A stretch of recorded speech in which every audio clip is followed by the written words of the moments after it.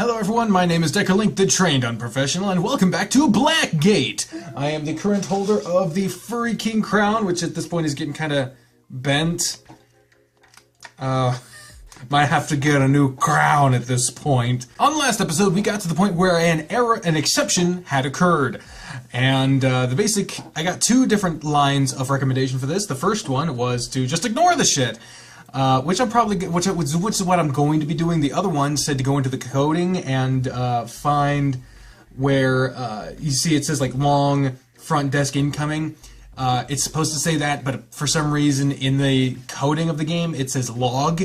But from the very, very little I know about coding, I know that when shit says log, that usually is something important, so I don't want to fuck with it. I know very, very little about coding in general, so I figured, why fuck with something I don't know and risk breaking the whole fucking thing. So I'm just going to ignore it and say that LONGMA is, his dialogue is going to be documented in these little bits. He proceeds to throw the book across the library and move out of the aisle to watch the book fly. I see Vincent just hold up a hand and, with no thought, caught the book. Another exception, as LONGMA says, alright, finally found the book, thanks, Kit. Cool. He notices me looking at him and gets startled. He stops his sentence and begins to freak out. Another exception. Oh dear, oh my, oh dear, oh no, a human, it's real, oh no, oh my.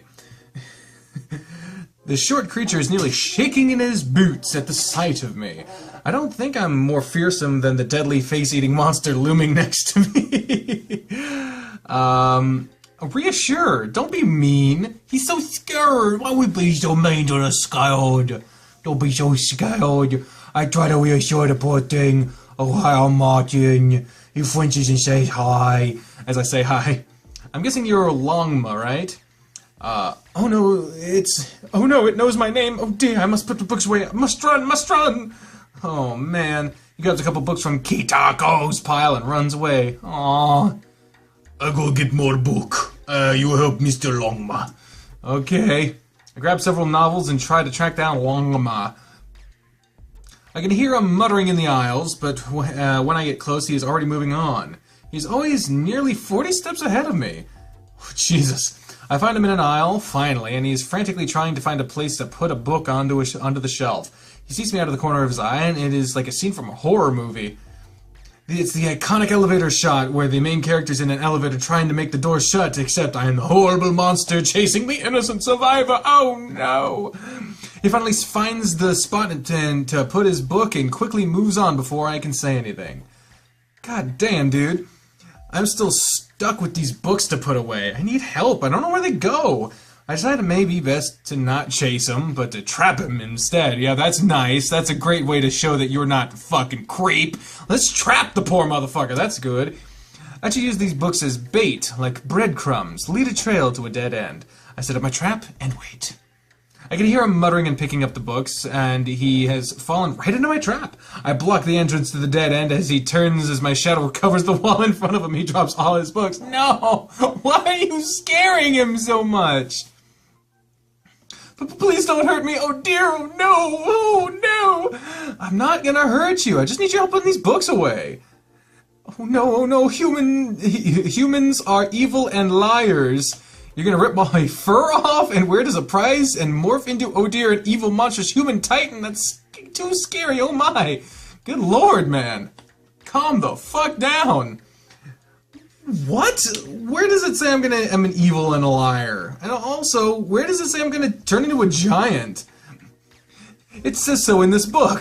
Oh, it says it on the internet. Can I see it? Oh darn, alright. Oh no. He hands me the book, and it is a comic about fighting off giant humans that eat everything for no reason. I start laughing. This isn't real, you know. It's just a story. What do you mean? I am sorry. Oh dear, I'm sorry if I angered you. Don't hurt me. These books are real. They're in the almost non. Whoa. The shit inverted on me for some reason. They're in the almost nonfiction section. Why is there an almost nonfiction section? Because most of the information is true, so you read them with skepticism. So you don't think that this is maybe not truthful then? That maybe you should be more of a skeptic?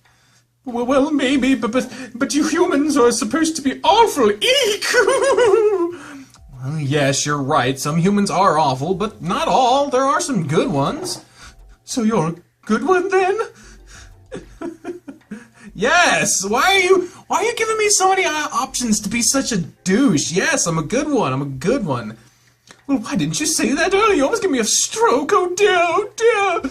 He takes out a little piece of cloth and dabs the sweat off his forehead. Seriously, you never gave me the chance to tell you, Speedy Mick runs away. Clever names are clever. Why do I have such a bad reputation? Whatever, not that it matters. I just need to get him to help me. Then I can be done with my job and find a way out of the town. I mean, if there is any place to learn how to leave this place, the library may be the best spot to learn. Fortune smiles on me for once. So, will you help me? Yes, but no sudden moves. You got it.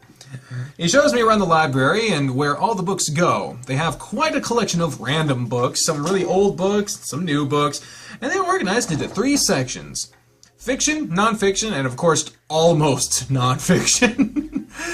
When we finish placing the books in their correct place, Longma's ears perk up. By the way, my way of remembering what fiction, nonfiction means is F. Fiction is fake. Technically, it's not true. Fiction, fake. Non-fiction, not fake. It seems very simple for me to remember that way. What do you hear? You don't hear it? It's getting so hard to fucking... We're gonna have to use a mouse just so I can stop having to gum up my fucking thing. No. Vincent is calling your name. How am I supposed to hear that? What, you can't hear that far? I mean, I can see him. He's angry and waiting for you. Oh my! I squint and look through all the shelves. Across the library, I can barely make out the orange fur of a cat. Maybe it should be an orange book. I walk across the library. As I get closer, I can hear Vincent speaking in a normal voice. Martin, where are you? Are you gonna make us wait forever? They finally see me, and I see Vincent standing with Officer Gruff. Hey, Martin, where were you? Are you always late to everything? We have to go get your car. They want your car, so we'll be going to get it. You need to drive it back here and hand it over to Officer Gruff and the rest of them. With an eye roll, Vincent points in Gruff's direction. Officer Gruff steps forward and holds out my car keys. We will require your assistance in retrieving your vehicle. Please follow me, and we will head there to pick it up and drive it back. But I thought it was busted. Are you telling me that it's not broken? It was temporarily disabled when you crossed the border, and now it belongs to Blackgate. Please follow me. Okay. Vincent shrugs and follows Gruff out of the door. We get into his cop car, and I'm sitting in the passenger seat. Vincent sits in the back with his arms crossed and looks out the window. Why does Vincent have to come with us? Isn't he like the main dude? Why would you get rid of your receptionist just to have one fucking person leave? I mean, isn't it the cops? The cops will bring me back. The car is turned on and we drive away from the library. I see the night again, and I should probably ask a question. I mean, why not asking questions is good. Maybe it might be asked to ask some questions. I need to know more about where I am. Hey, Gruff, why is it still dark? It's always dark here. I hear that there's a giant ball of fire in the sky in some places, but I've never seen it. You could have asked me. It's called a star. Most solar systems have it in their center. Gruff would not know since he is native here. Having a sun is very helpful. It surely beats this dank place. Probably, but I'm used to the dark. I could not imagine having light all the time. Well, it's not all the time, just half the day. Grunts. Depends on your definition of a day. Here we call them nights. It would be silly to insinuate anything otherwise. I guess. What time of night is it? I mean, I'm the kind of person that says midnight 30, if you're referring to 12:30 a.m. So, I don't know. I can see the car now. We have returned to where it all began. How romantic it was. Me handcuffed with a gun pointing at me, being shoved into the backseat of a car like a hostage. How quickly things have changed. Now I'm back to get my car and bring it to as a donation. This is horribly crazy. It's obscene to think this is what I must accept. I get out of Gruff's police car, and I see he is watching more than just me and the car. He seemed on edge. Vincent could care less. could care less is not the phrase. It's could not care less. If you could care less, then you do care. There is less care to be given. Fucking semantics rage! Maybe I should hurry and get in. The key turns it back to life. Wonder how they turned it off. Maybe an EMP or something? I doubt it. Those things tend... whatever. With that, Gruff nods and gets in his vehicle and we head back towards the town. I follow close behind Gruff. With Vincent in my car, we caravan. Maybe there really is something to be afraid of out here rather than these beasts, demons, and creatures. Why am I saying maybe? I don't think I should be doubting anything anymore. There's probably a hell and heaven for all I know now. Maybe reincarnation is real. I guess I should just accept that everything is real and everything is trying to kill me. Wow, way to sound like a paranoid schizo. That's... way to derogatory... I am literally a paranoid schizophrenic. Thanks for trivializing me. If I got on this game's case about that, I have to get on the entire society's case for that. And while I'd be willing to do that, now is not the time. So moving on. But it's the honest truth. Everything I knew and have known now is thrown out the window. All the books and classes, trash. Physics, forget about it. I can only trust what I see and feel now. Everything else I thought is garbage may be real. I just need to relax and make it back in one piece and sound mind. Good luck with the latter. Oh, Jesus, this looked like my hometown for a second. Holy fuck. Driving through the town, I get a better view at the sheer diversity that is Blackgate. I think diversity is an understatement. It feels like an extreme melange of beings. What the fuck is a melange? Demons, devils, dogs, and donkeys. Kings, queens, dragons, dwarves. Succubi, stags, spiders, and sheep. I am starting to get a little desensitized. Shops and businesses are booming. We get to the police station and I drop off the vehicle. Gruff thanks me and I see Vach hand him a stack of paperwork. Well, that was painless and a waste of time. Let's go, Martin. Vincent puts his hands in his pockets and we travel the streets towards the library. I walk alongside Vincent in silence. I have the urge to start a conversation, but I am not sure what to ask. Well, I mean, be nice, try to talk. Seems a little uptight about things. The town, the library, Vincent, the weather. I mean, the weather was a concurrent theme, so might as well. So what is the weather like here? You really are grabbing at straws for conversation. If you're that desperate, I guess I will talk. The weather of Blackgate is the topic of constant speculation. You see, when it rains, more outsiders show up. I have no idea what that means, but it's true. I showed up when it's not raining. It does not need to be raining for an outsider to show up. There really is no weather patterns that I can see. It's always dark, and the temperature fluctuates between 10 and 15 degrees Celsius. Wait, if there's no sun, why are there trees? Excellent question. I don't know. Let's not dwell on the fact that I cannot answer something and shut up. And with that, we make it back. Well, shit, dude. Why you gotta be a douche? Longma and Kitako are trying to run the front desk and are instantly relieved of their duties when Vincent gets back. Vincent hands them both some money and they thank him profusely. Vincent waves me over and hands me money as well. This is enough for food and whatever you will need. Although I should be paying you less for showing up late, I am generous and will let it slide just this once. Now you're done for the night. I put the cash in my pocket and turned to see an almost empty library. Kitako and Longma are still here. What do you mean? What do you do when you get off work?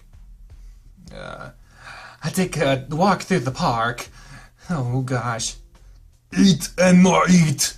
What should I do tonight? Stay in the library, take a walk with Longma, or go home. Well, I don't want to stay in the library. Taking a walk with Longma might be good, because, I mean, that's pursuing the plot. If I go home, then I'm ignoring everything, so I'll try that. I walk up to the scared horse. He flinches at a reflex. Longma, can I come with you to the park? Oh dear, I think you can. All right, thank you. I don't know this town very well. Getting out there and seeing what is here may be helpful. Yeah, but it is just a park. Why am I going to a park? This isn't a vacation. It allows me to get to know Longma better, though. We leave the library and step out onto the street. A cool breeze hits us, and Longma is not fazed. He just struts along, and I quickly follow. How far is the park? Not that far if we run. I don't typically walk there. I tend to run there. But, oh dear, I don't know if you can keep up. And not that I'm saying you're slow. I mean, oh my, oh dear. Oh. That's fine. I bet you can run faster than me. Well, not many can keep up with me. That's like the one thing I can boast about. Really? How fast are you? I'll show you when we get to the park. It's too dangerous to run that fast here. And what if... Oh no, what if I... Oh shit. What if I hurt someone? I would feel awful. Alright, well then, show me at the park. We continue our walk, and I can tell LONGMA is antsy to let loose and start running. Maybe that is how he gets rid of his stress. I don't know how creatures with a nervous disposition ever get anything done without freaking out. Okay, so now you're also paranoid schizophrenic, someone with a nervous disposition. I have clinical anxiety. Thank you. This game is really fucking... Do you have a problem with me, game? You wanna fucking talk to me about this shit? You have a problem, motherfucker? We're around the corner of a building and I can see the park. It's typical, large open field with trees and a playground. Are there children here? It appears very out of place here when I begin to think about it. The usual becomes the unusual. We walk on the wet grass and cross the park. I come here to get exercise. I need to stay fit. Before I can say anything, he starts moving in a jog. I follow easily enough, but then I have to start running to keep up. Before long, I'm sprinting to match Longma's pace. I can only sprint for so long. I'm not an Olympic athlete. I start to slow down and Longma looks back at me. Oh my, you can't run that fast. Out of breath, I spit out my words. No. Well, I guess I am much faster than you. Let me show you. I see Longma take off like a rocket away from me. He leaps in a direction, covering a great distance in a single bound. He isn't running, he's jumping forward. I guess that is what running and walking are, jumping forward. He starts to tear up the grass and dirt with his movement. It takes him about 2 minutes to go around the park. If I had to guess, that would be about 2 or 3 miles. Holy shit. He finally comes bounding back to me. See? You sure move really quickly. I can move faster. With a burst of light, he flashes like a streak and is suddenly a football field away from me. It wasn't teleportation, but super speed! With another flash of light, Longma moves around in increments of similar length with a few seconds in between jumps. It's actually mesmerizing to watch. It's like a laser light show. He starts circling me, and the circle gets closer and closer. I am met with a blast of hot air as Longma appears right in front of me. He's grinning wide, and he seems to feel much more secure about himself. Except for the fact that his hooved feet are glowing from heat and start a small fire in the grass. Crap, not again. He stomps it out with rapid speed that would make a tap dancer jealous. That's insane. I've never seen anything like that. Oh, you've never seen anything like me before. Isn't that is this the same sacred horse thing? You're right about that. I feel so much better than now. Walk with me. He motions for me to follow, and I do. We start to walk around the park. I feel like striking up some conversation. I go to the library, Longma, ask why Longma is nervous. Well, I mean, going right at the issue might be better, maybe. I ask about the library, seems non sequitur, Longma. Let's start with just him. What are you? Way to go. You can't just ask why people are sacred horses. I am a Longma, nothing more, nothing less. What does that mean? I am a Longma, that is what the sages called us. I don't have any other name. Does that mean, isn't that like naming a dog, dog? Yes, but I don't mind it. It feels natural.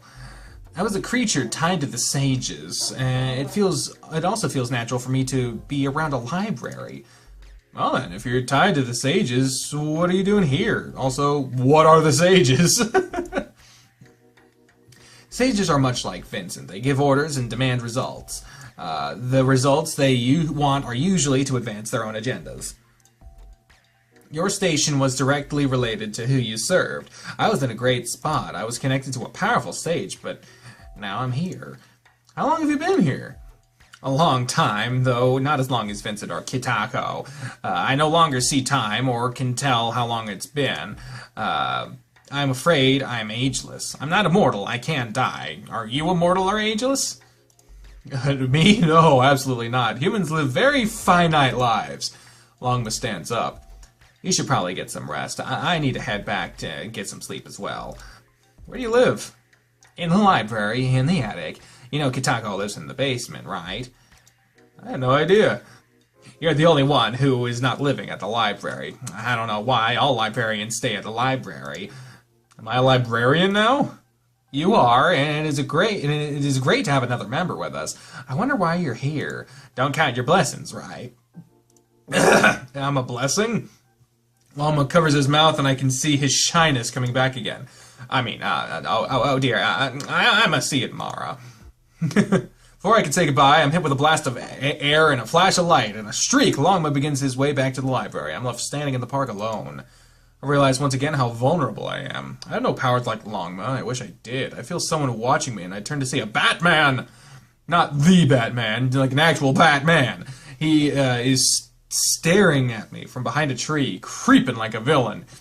And before I can react, he turns around and walks away. I should get home. I don't like being out in the open like this. What happened to your fire poker? You had that shit this morning. As I walk back to the cabin, I notice that the streets are quiet. This town has an oppressive aura, like one that chills my bones. I put my hands in my pocket and trek to the edge of town.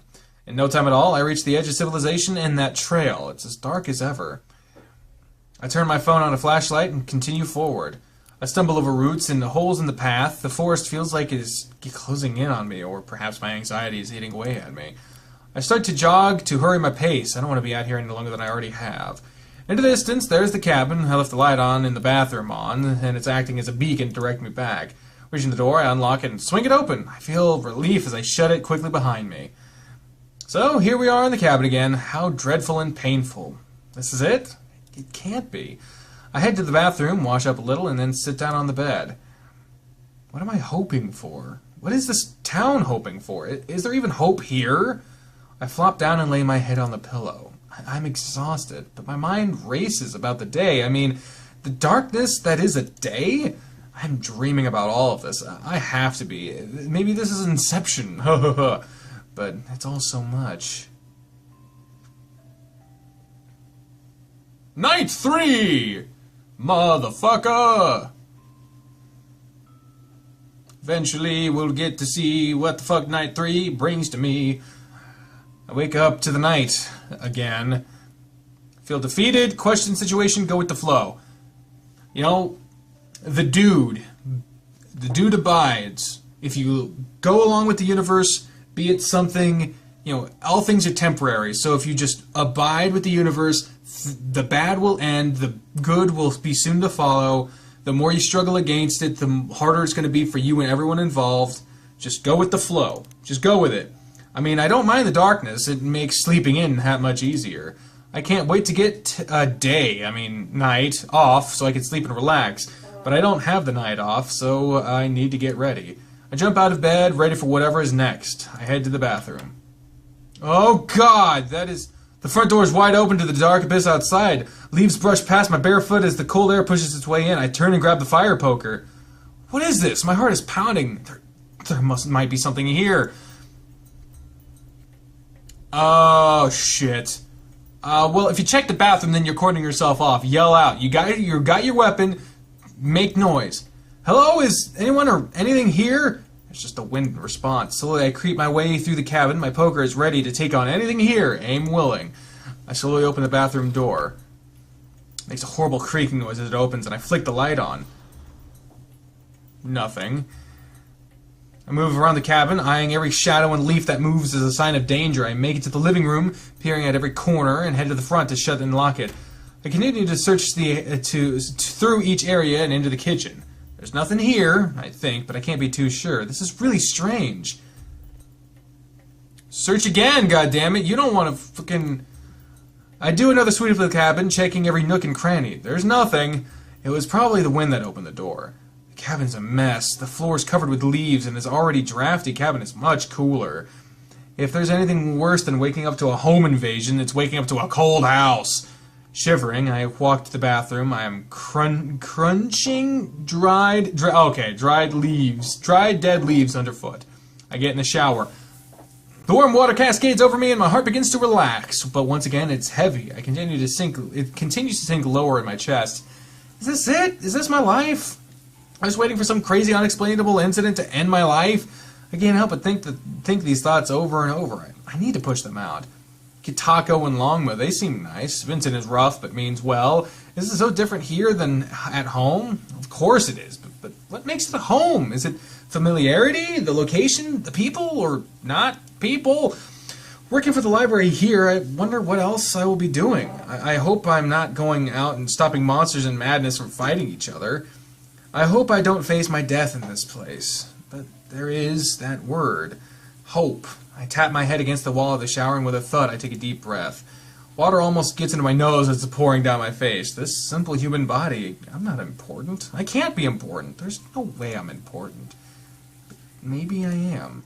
Or maybe I'm just being an emotional wreck and need to get my shit together. Come on, Martin, let's get it together. Today I need to go to the library and continue my job, and maybe, just maybe, I will learn about this place and get some answers. I'm sure I can figure something out. I must keep going. I turn the shower off and get dressed. I go to my fridge and eat some food. Now that I'm rested, cleaned, and fed, it's time to call the library. The phone rings and a familiar voice answers. Let me guess, Martin? Yes. Good. You need to get your ass in gear and get here quick. We have an important situation that needs our attention. The phone goes dead and I'm left with the hum of nothing. I wonder what he meant by situation. I guess I'll find out once I get to the library. I grab my weapon and head out into the darkness. On the next episode, thank you all very much for watching this episode of Blackgate. On the next one, we continue to see what this world has to offer. But until then, ladies and gentlemen, I have been the trained unprofessional speaking for the voices in my head when I say until next time, fare thee well. Bye, everyone! That might have been the most, outro I've ever done. It's the poofy hair. It's gotta be.